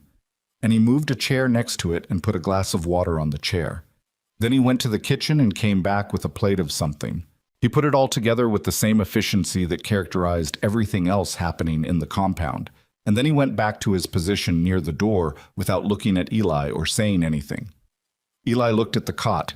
He looked at Reed's back. "That's for you," Deb said from behind him. "In case you haven't noticed, you've been upright since midnight, and you've lost blood, and your body is currently running on fear and stubbornness, which are not sustainable fuel sources." "I'm not going to sleep," Eli said. "I didn't say sleep." I said, sit down and eat something. He sat down and ate something. He ate it fast and without tasting it, watching the window, watching the door, watching the organized movement of men who had collectively decided that this was the ground. Rosie was still in the back room. He'd checked on her twice in the last hour. Both times she'd been awake, sitting cross-legged on the cot, running her fingers along the stitching of the thermal blanket in the repetitive way she did when she was managing herself. The second time he'd checked, she'd looked at him and said, "The big man with the beard brought me hot chocolate." And Eli had said, "Good." And she'd said, "He said it was from a packet, but it didn't taste like a packet." And Eli had said, "Okay." And she'd looked at him for a moment and then said, "We're staying here, right? After." He hadn't answered her. He hadn't known how. He was still thinking about it when the fence line moved. Not all of it. One section, east side, where the chain link met the corner of the property in a spot that wasn't visible from the main building's windows without a specific angle. Carver saw it from the roof. His voice came down flat and without panic. "East corner, 2 of them, they're cutting." And Knox was moving before the sentence ended. What happened in the next 3 minutes was not a battle in any cinematic sense. It was a problem being solved by men who had solved problems like this before. And the solution had the quality of something rehearsed without having been rehearsed. Each person knowing their part, not because they'd been assigned it, but because the logic of the situation created it, and they were capable of reading that logic in real time. Dutch and Ruiz went to the east corner. Knox and Reed went to the front gate. Parrish stayed on the phone but moved to a position near the back. Carver stayed on the roof with visibility. Deb, without being asked, went to the back room, and the sound of its lock engaging was audible from the main room. Eli stood in the middle of the compound and did the thing he had trained himself to do in crisis, which was to be completely still and completely present, and to not spend energy on what wasn't in front of him. What was in front of him? 2 men through the compromised east corner, moving toward the inner building. Eli saw them because he was at the right angle, and the light Carver had redirected hadn't yet accounted for movement that low and that fast. He saw them, and he saw Dutch intercept them. And he saw what Dutch looked like in that context. Not the man who had made eggs without comment, not the man who'd produced hot chocolate from somewhere, but a different expression of the same person, and the expression was very large and very certain, and the 2 men who had come through the east corner had a moment of encountering it before the moment resolved in Dutch's favor. There was noise. There was a specific kind of noise that Eli had heard before in contexts he didn't want to revisit, and then there was less noise, and then Dutch's voice saying 2 words toward the roof, and Carver's voice coming back down, and then quiet. At the front gate, it was different. Knox's voice carrying, "Marcus?" A pause. Then from outside, "Knox." The precise, unhurried voice from earlier, now with something altered in its texture. The assurance was still there, but it had company now. Something calculating, something that was running numbers Eli couldn't see. "You sent 2 men through my east fence," Knox said. "I want you to understand that I know that, and I want you to understand that they're currently not in a position to be useful to you." Silence from outside. "I also want you to understand that the reason I'm having this conversation with you instead of a different kind of conversation is because I'm going to give you a chance to make a decision that's better than the one you came here to make." "Knox," Dolan's voice from outside the gate, patient, a teacher addressing a misunderstanding. "You have 2 children, one of whom can connect 3 years of my operations across 3 states. I came here tonight because this isn't a negotiation. You understand that. I understand that you think it isn't. What I think and what it is are the same thing. Usually," Knox said. "Not tonight." A different quality of silence. "The recording," Dolan said. "Already sent." "To who?" "To someone who is waiting for it and has had time by now to decide what to do with it." Knox's voice didn't change. "You can come through this gate. Your men can take the fence apart. You can do all of that. And what you'll get is a compound full of people who are going to be considerably more trouble than the 2 men you sent through the east corner, and a legal situation that is already in motion whether or not anything else happens tonight." A long silence. Wind. The metallic sound of the fence settling. "The boy goes," Dolan said. With the sister. Somewhere I choose. No, Knox said. Then we're going to have a problem. We already have one, Knox said. I'm giving you the chance to have a smaller one. The gate moved. Not explosively. It moved the way things move when they are being forced by multiple points of pressure simultaneously, a metallic groan that built before it released. Knox stepped back. Reed stepped up beside him. The gate came open and 4 men came through it, and what followed was the part that Eli would never be able to reconstruct in clean sequence afterward, because it didn't happen in clean sequence. It happened in the overlapping, simultaneous, sensory-dense way of physical conflict that refuses the narrative structure you try to impose on it later. He heard Knox, he heard Reed, he heard Dutch from the east side of the compound, and Ruiz somewhere he couldn't locate, and the sound of the Harleys, not started, not moving, but present, their mass and weight, and the specific geography they created within the compound, a physical fact that constrained movement. He heard something hit the ground. He heard a voice say something in a register that meant pain. He heard Knox's voice, very clear, say the word enough, and this time the word did something different than it had before. It had an edge it hadn't had in the morning, a controlled fury that was the most frightening thing Eli had heard from him, because everything else Knox had said had been without fury, and the fury made the absence of it up to now into something specific and chosen. Eli moved. He moved toward the back room, not away from what was happening, not retreat, but purpose. He needed to be between whatever was coming and the door at the end of the hall. He got there and put his back against it and faced the hallway and stood there with his heart making a sound in his ears that he could feel in his jaw. Parrish came through the main room fast. He looked at Eli, took in the position, and without saying anything posted himself 6 feet to Eli's left facing the same direction. They stood there together. The sounds from outside changed. They went from dense and multiple to something more specific, fewer points of conflict, clearer geography, the particular acoustic resolution of a situation finding its edges. Then Knox's voice again, and Reed's, and Dutch's one-word confirmations from the far side, and then something that was almost quiet. Then Curtis. Curtis came through the front door.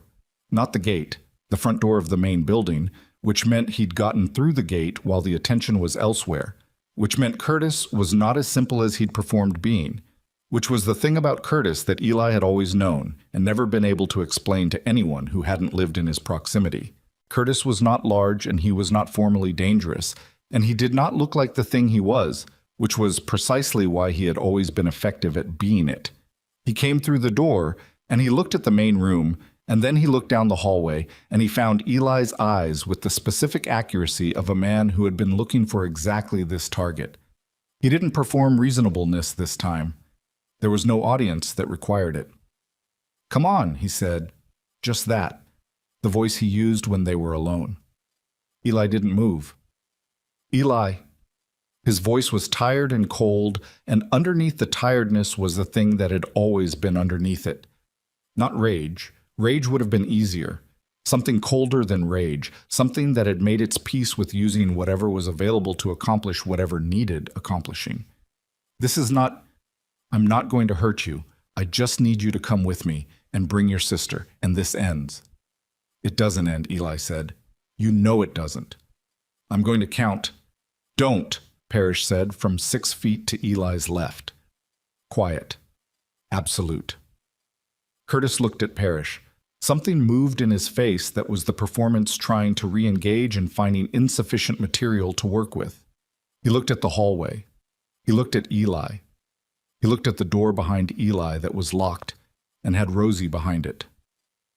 "You don't know what you've done," Curtis said. And this time the tiredness in his voice was real. Not performance, not strategy. Real exhaustion. The exhaustion of a man who has been managing a situation that has just become unmanageable. Dolan doesn't let things go. You understand? You put that on tape and you put it on tape, Eli said. When you made us sit in the back seat for 18 months. Curtis looked at him. Whatever he'd expected Eli to say in this moment, it hadn't been that. The directness of it, the absence of fear in it, the way Eli said it like a statement of fact rather than an accusation. Something in Curtis's face shifted in a way that was difficult to name. Not guilt. Eli didn't think Curtis was built for guilt in the way that word usually meant, but something adjacent. Recognition, maybe, of what he was looking at, of what he had made by being exactly what he was in close proximity to it for 14 months. He took a step forward. Parrish moved. It was not aggressive, just certain. Parrish simply moved into the space between Curtis and the hallway and stood there. And the difference between Parrish standing between a man in a hallway and a doorman or a bouncer standing between things was legible in every detail of how Parrish occupied the space. He stood the way men stand when they have done this before and have no unresolved questions about how it ends. Curtis stopped. The front door opened. Knox came in. He was bleeding from his cheekbone again. The earlier cut reopened, or a new one, Eli couldn't tell, and one side of his jacket was torn at the shoulder, and he was breathing through it, the controlled breathing of a man managing pain without letting it manage him. He looked at Curtis standing in the middle of his main room, and the expression on his face was the most dangerous thing Eli had seen, not because of any particular feature of it, but because of its completeness. There was nothing in it that wasn't decided. "Marcus is outside," Knox said. To Curtis, "He'd like a word." Curtis went white, not pale. White. The specific bloodless quality of a man who has just understood something that reorders every other thing he thought he understood. "You told him," Curtis said. "I didn't tell him anything. He knows because he's the one who sent you to use 2 children as cover, and those 2 children are now a liability, and Marcus Dolan doesn't carry liabilities." Knox took 2 steps into the room. "You thought you were using him. You thought you had enough on him, that it was a partnership. You've been in business with him for 3 years, and you still haven't understood what he is." Curtis looked at the door. He looked at Knox. He looked at Eli, which was a mistake, because looking at Eli in this moment was looking at the specific consequence of every decision he'd made since a woman died and left 2 children that were useful, and he'd filed papers that made them his. "Run," Knox said. "That's your option. Leave. Right now. I won't stop you." "Dolan will—" "Yes," Knox said. "He will. That's the consequence of the choices you made." He stopped in front of Curtis. "Walk out the back. Right now. Get in your truck and drive somewhere Dolan can't find you quickly, which I estimate you have about 40 minutes to do before he stops being interested in this compound and starts being interested in you specifically, because by then he's going to know the recording is somewhere he can't reach, and the only thing left that matters to him is the person who created the liability." Curtis stared at him. "You're letting me go," Curtis said. "I'm letting you run," Knox said. "There's a difference." Curtis ran. He went through the back of the building, and the sound of his steps on the floor was the sound of a man no longer performing anything at all, just movement, pure and animal and without dignity, which was the most honest thing Curtis Grady had ever produced. The back door, gravel, then nothing. Knox stood in the middle of his main room and breathed. 1 breath. 2. His hand came up and touched the cut on his cheek and came away with blood on the fingers, and he looked at it with an expression that was not pain exactly, but was the registering of pain as data rather than experience. Reed came in. He looked at Knox, he looked at the room, he looked at Parrish, and at Eli still posted at the end of the hallway. "Outside is clear," Reed said. Dolan's people walked. All of them. "He go with them," Knox said. "No, he got in the vehicle. Didn't drive, just sitting." Knox nodded. "He's waiting to see if the recording surfaces." "Is it going to?" Reed said. "Yes," Knox said. "In about 40 minutes." 40 minutes. The number settled into the room. Then a sound from outside. Not a vehicle, not footsteps, but a sound that had no equivalent in the interior of the compound. A sound that arrived before its source and demanded attention before it could be located. Low at first, then doubling, then layering into something that Eli felt in his chest before he could name it. Harleys. Not theirs. Not the Ghost Reaper's bikes, which were inside the compound, which were the low, familiar rumble he'd learned the sound of over the last 12 hours. These were coming from the road, from multiple directions, from the specific acoustic spread of machines approaching from more than one angle simultaneously. Parrish said from behind Eli. "That's the call I made." As Knox turned and looked at him. "Crow Valley chapter," Parrish said. "And Mill Haven. I called them 2 hours ago when things started moving, told them we needed bodies on the perimeter." He looked at Knox with the expression of a man who has done something outside the instructions he was given and is prepared to own it. "I know I didn't ask." Knox held his gaze for a moment. "How many?" "Crow Valley's 12. Millhaven's 8. A pause. "Maybe a few extras."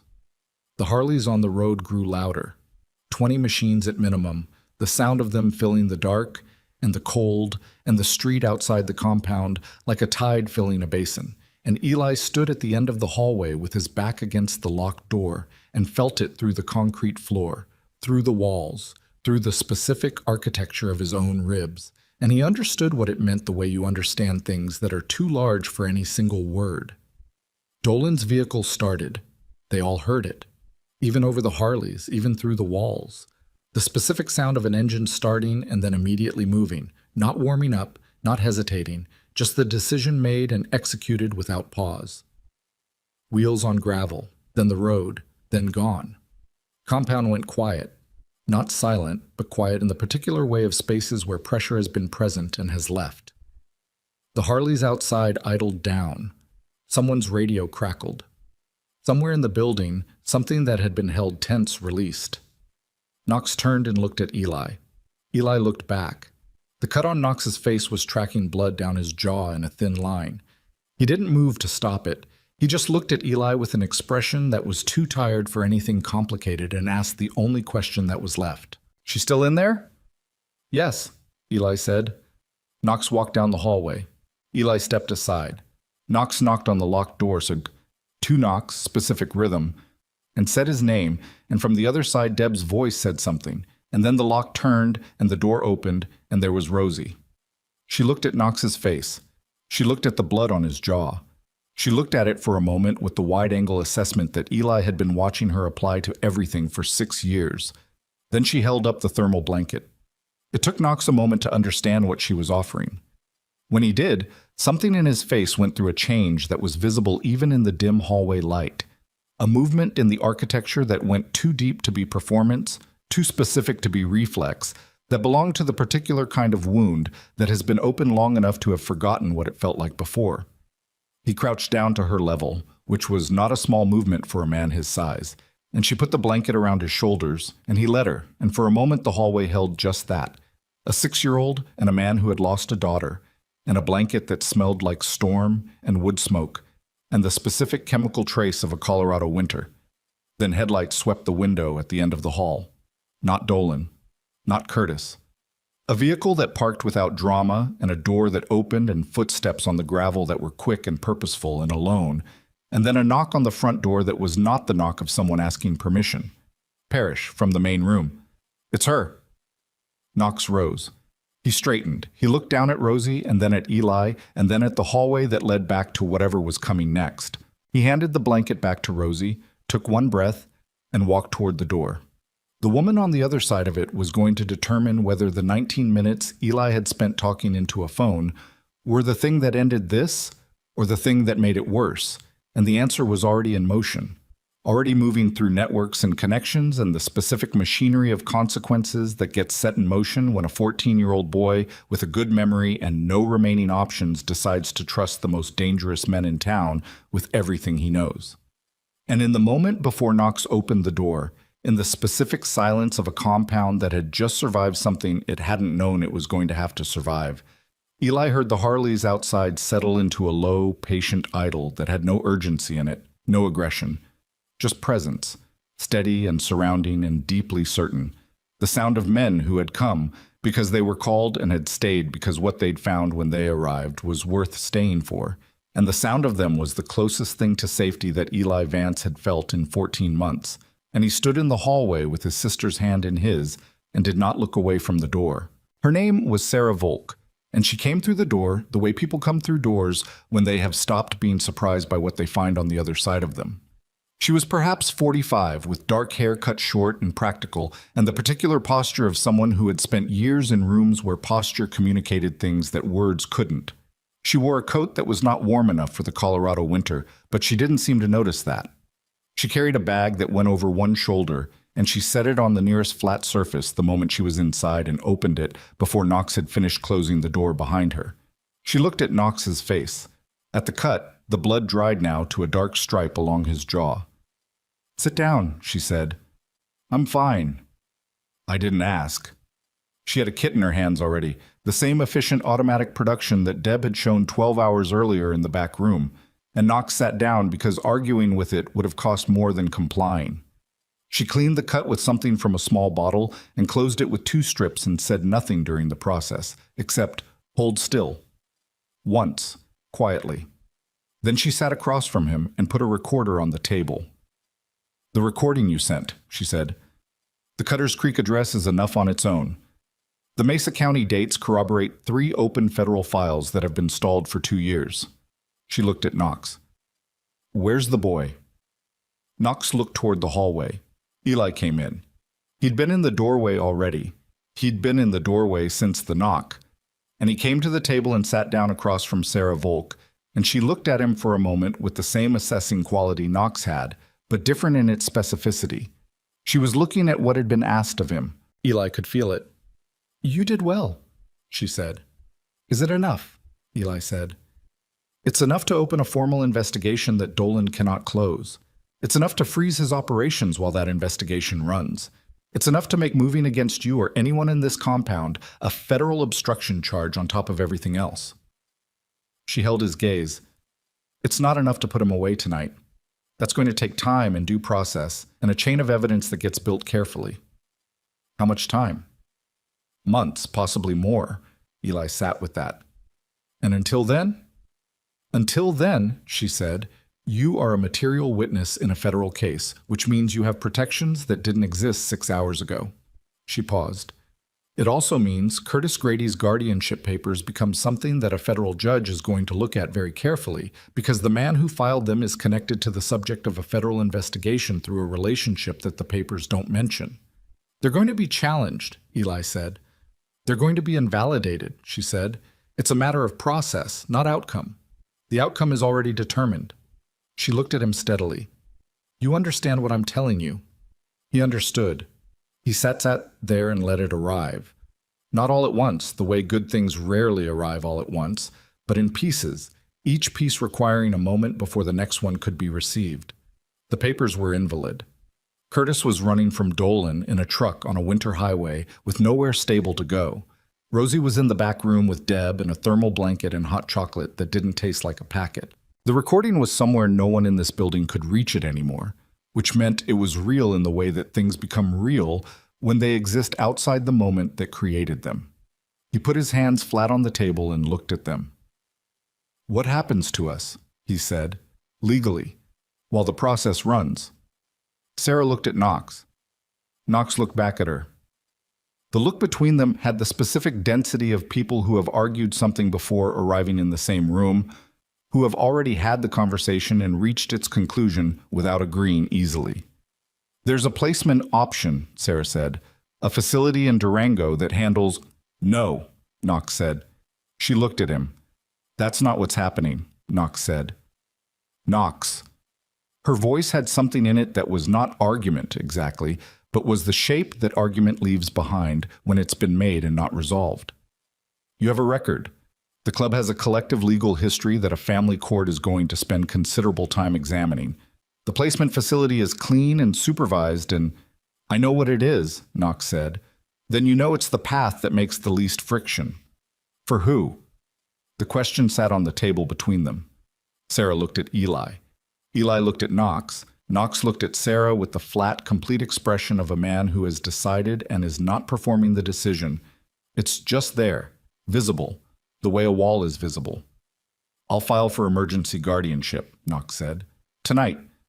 You know who to call to make that happen before morning. It won't be granted tonight. I know. But the filing creates a record. It establishes intent. And it gives a judge something to look at that isn't just the club's history. It's a man who showed up and filed papers at 3 a.m. because 2 kids needed someone to do it." He leaned forward slightly. "You know the difference that makes." Sarah looked at him for a long moment. Something moved in her face that was complicated and old and not entirely resolved. The specific expression of someone who is being reminded of something they already knew but had weighted differently. "I'll make the call," she said. She made the call in the main room with her back to the table, speaking quietly. Eli didn't try to hear it. He sat at the table and watched the wood stove across the room and listened to the Harleys outside, which had settled into the lowest possible idle, barely more than a pulse. The machines and the men on them simply present in the cold without urgency or announcement. Reed came and sat at the table. He didn't say anything. He had coffee in a mug that he wrapped both hands around, and he looked at the wood stove the same way Eli was looking at it. After a while, Reed said, "You did good tonight." Eli said, "I just talked." "Yeah." Reed drank his coffee. "Talking is harder than most things, especially the kind you did." Eli looked at him. Reed was not looking back, still looking at the stove, and the not looking had the quality of something deliberate, of a man saying something real and giving the other person room to receive it without the added weight of eye contact. "Your VP didn't want us here," Eli said. Reed was quiet for a moment. "No." "What changed?" Reed turned the mug in his hands. The prosthetic on Carver's left arm caught the firelight from across the room, and outside someone said something low, and the person next to them laughed once, and it was the first laugh Eli had heard in what felt like a very long time. "Nothing changed," Reed said. "I still think it was a risk that could have gone worse than it did." He looked at the table. "But I was in a situation once, long time ago, different circumstances, and a man made a choice that cost him something to give me an out." He stopped. "You pay that forward or you don't. That's the whole decision." Eli nodded. "Get some sleep," Reed said, and got up and took his coffee back to wherever it had come from. Sarah finished her call. She came back to the table and told Knox what had been arranged. A filing, a court date 6 weeks out, a temporary designation that would hold until then. She said the words with the efficiency of someone delivering information rather than comfort, which was its own kind of respect. She stayed for another hour, going through Eli's recording in detail, stopping it in places and asking him to expand on specific memories. And he did. And by the end of it, the recorder held something that was considerably more detailed and considerably more legally coherent than what he'd given Knox in the rushed 19 minutes. When she was done, she closed the recorder and put it in her bag. "There's one more thing," she said. She looked at Knox. "Curtis?" "He ran," Knox said. "I know. He called me." The room went quiet in a specific way. "He called you," Knox said, 3 hours ago, before he showed up here with Dolan's people. He was trying to negotiate. He thought he had something to trade." She paused. "He doesn't. What he has is already in that recorder, and it's worth more from the boy than from him. But he made the call, which means he's scared enough to reach, which means he's going to surface somewhere in the next 72 hours trying to make a deal with someone. And when he does," Knox said, "when he does, it's a federal matter, and it'll be handled as one." She looked at Eli. "He won't come back here. He's not going to risk Dolan for a custody claim that's already dead." Eli heard this. He absorbed it with the specific quality of exhaustion that sits on the other side of prolonged fear. Not relief exactly, because relief required a certainty he wasn't going to feel for months, but a loosening, a fraction less of the weight that had been redistributed across his body for 14 months, finding somewhere else to go. "Okay," he said. Sarah looked at him one more time, the final assessment of a woman who did not give those easily. And whatever she found in his face satisfied something. She left before dawn, the way she'd arrived, without ceremony, the door closing behind her with the simple finality of someone who had delivered what they came to deliver and had other places to be. The compound breathed. Outside, the Crow Valley and Mill Haven bikes had gone, one by one, over the previous hour. The sound of each departure a separate diminuendo, the way a gathering disperses in the cold when the reason for gathering has resolved. Parrish had walked each group to the gate. There had been no speeches. There had been the particular language of men who operate in a register below words, the handshakes and chin lifts and long looks that carry the weight of things too large for the vocabulary available. By the time the sky began doing the thing it does before dawn, not light, not yet, just a shift in the quality of the dark, a thinning, only the ghost reapers remained. Knox was in the garage. Eli found him there because the light was on. A single work lamp hanging from a chain above the bike Knox was crouching beside. It was an old machine. Not one of the newer ones, but something with age in its lines, worn chrome and patched bodywork that had been maintained with the specific devotion of someone who believed the thing was worth maintaining. Knox had a rag in his hand and he was cleaning something off the engine casing with slow, methodical strokes, the kind of task that isn't about the task. Eli stood in the garage doorway. Knox didn't look up. "You should be asleep." "I know." "Your sister's asleep." "I know." Knox kept cleaning. The rag moved in slow circles. Outside, the last of the night made its final cold argument against the coming morning and lost, the way it always does. "You're going to be in front of a judge in 6 weeks, Knox said. "You and Rosie both. It's going to be a room full of people who are going to look at you and look at this place and look at me and decide what the numbers add up to." "What do the numbers add up to?" Eli said. Knox was quiet for a moment. He folded the rag once and set it on the ground beside him and looked at the engine casing, which was clean now, which had been clean 20 minutes ago probably, and put his hand flat on the metal. "To men who aren't what people say we are," Knox said. "And to a kid who knew that before we did." He stood up, slowly, with the particular quality of movement of a body that has absorbed a significant amount of a night and is in the process of accounting for it. He looked at Eli. "And to a little girl who put a blanket on a man who needed one." Eli looked at the bike. "Is this what you do?" Eli said. "When you can't sleep?" "Usually." "What's wrong with it?"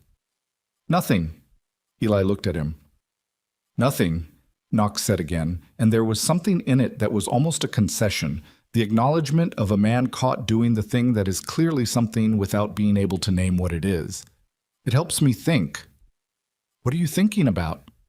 Knox looked at the bike for a moment, then, "Emma." He said it the way you say a name that has been kept in a specific place for a long time, carefully but without hesitation, the way you carry something fragile that you've learned the exact grip for. "Your daughter," Eli said. "Yes."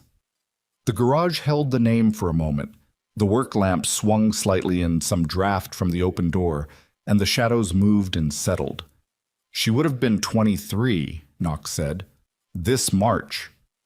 Eli didn't say anything, because there was nothing to say to that, and Knox wasn't saying it to receive something. He was saying it because it was the truth of the night, and the night was old enough and the company was right, and sometimes that's what determines whether a true thing gets said. "I'm sorry," Eli said, because it was inadequate, and also the only honest thing. Knox looked at him. "Yeah," he said. "Me too." They stood in the garage with the lamp swinging and the cold leaking in through the open door and the bike between them like a thing that had witnessed something without being asked to. Then Knox picked up a second rag from the workbench and held it out. Eli took it. "That panel on the left side," Knox said. "It's been oxidizing. I've been putting it off." Eli looked at the panel. He crouched down beside the bike the way Knox had been crouching and found the oxidization, a dull clouding on the chrome that wasn't damage exactly, but was the accumulation of time and weather on a surface that deserved better. He started cleaning. They worked side by side in the garage as the dark outside made its transition, and neither of them spoke for a long time. And the silence was not the silence of things unsaid, but of things that had been said and didn't need repeating. The engine casing caught the light as they worked and gave it back changed, brighter, the metal remembering what it was under the accumulation. At some point, Dutch appeared in the doorway with 2 mugs of coffee. He set them on the workbench without comment and left. The coffee steamed in the cold air. Eli took one, Knox took the other, and they drank without stopping work, and the garage smelled like machine oil and coffee and cold air and the specific chemical clarity of metal being restored to itself.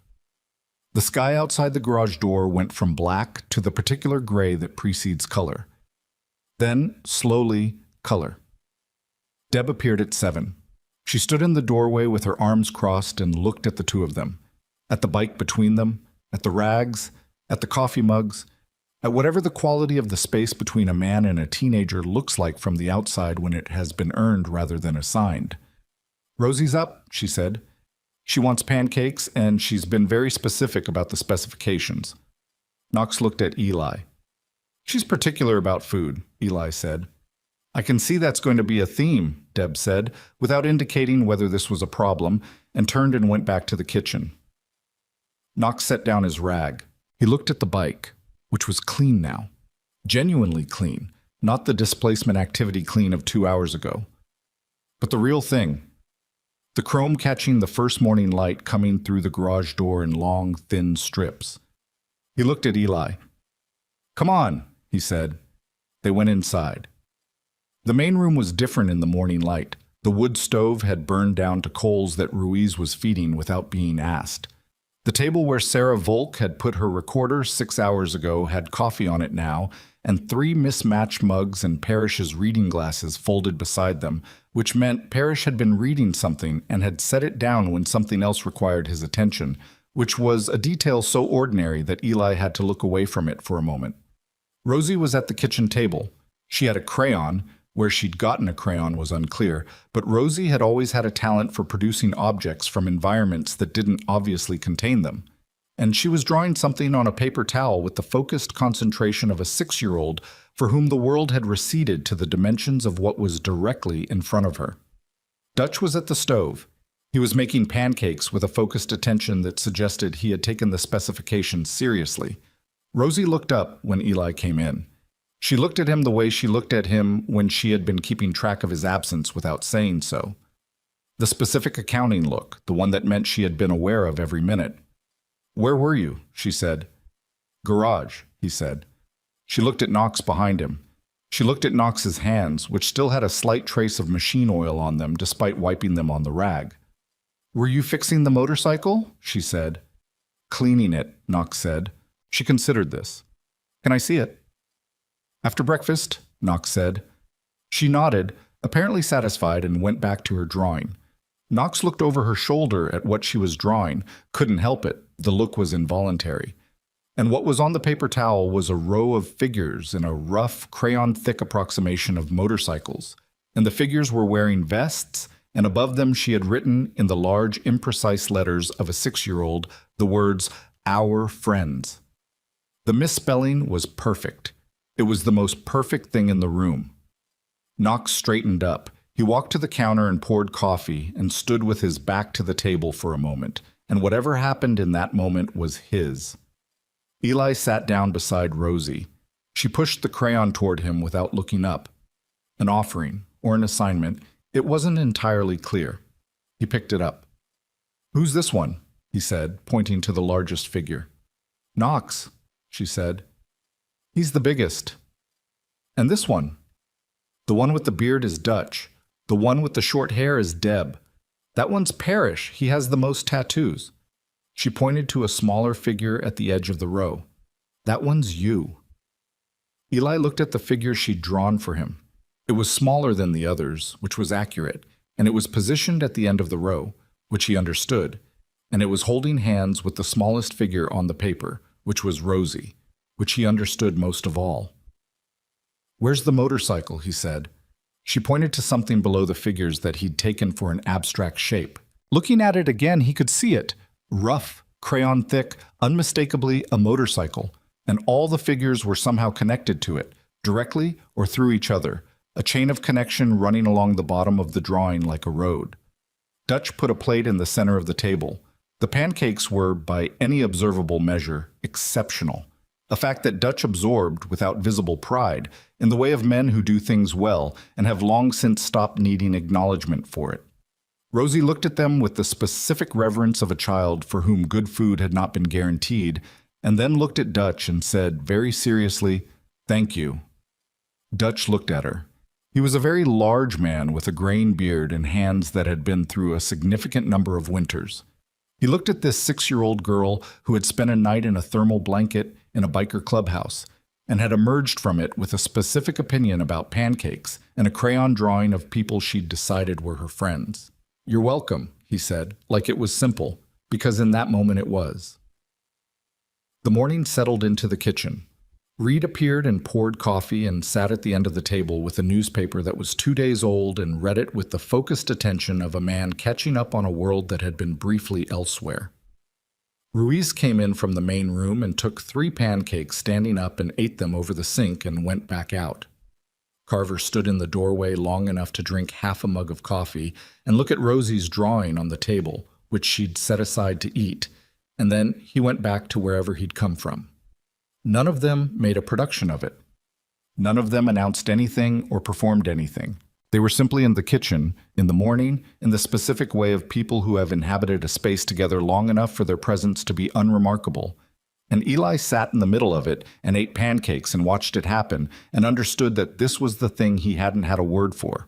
The thing that had been missing from every motel room in 3 states, from every locked bathroom and every counted dollar and every night of keeping Rosie between him and the wall. It didn't have a name you could say in one word. It was just people in a kitchen in the morning after a hard night, doing the small things that people do and not going anywhere. Knox came and sat across from Eli. He had his coffee and he had the look of a man who had slept perhaps 2 hours and had made peace with that. He looked at the plate. He looked at Eli. 6 weeks, he said. 6 weeks, Eli said.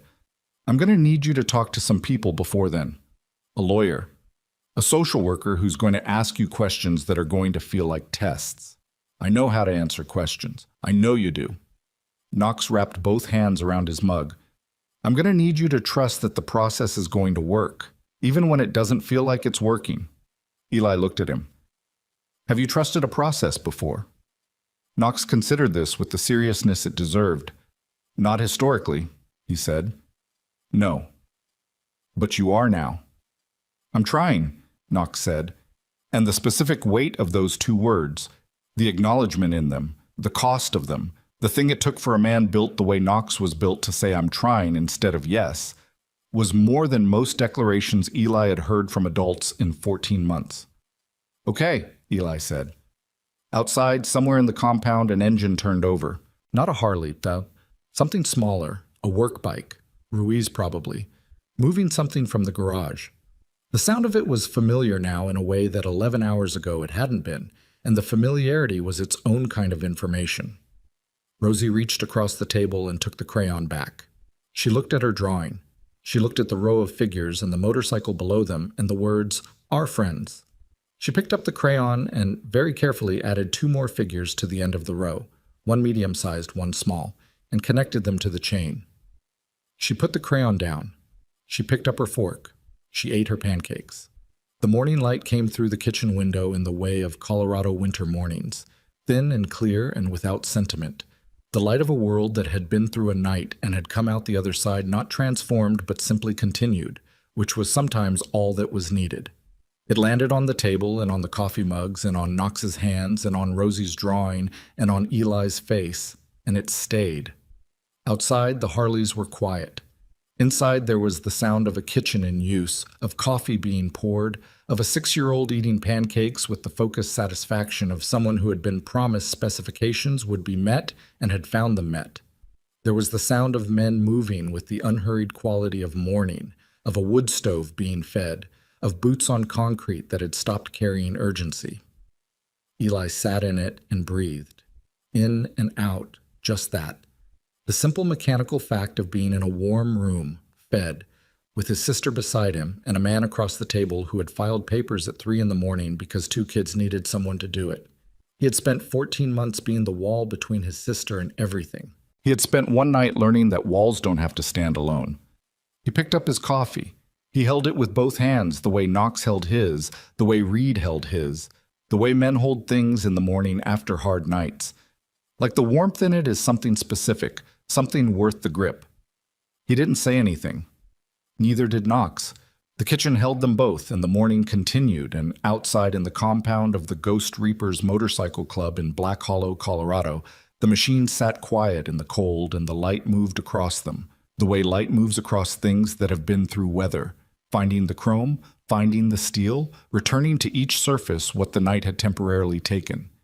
And in the kitchen, on a paper towel between a coffee mug and a plate that had held exceptional pancakes, a 6-year-old's drawing of 12 figures on a motorcycle, and above them, in the large, imprecise letters of someone who has just learned that some words matter enough to write down. Our friends. Misspelled, permanent, true.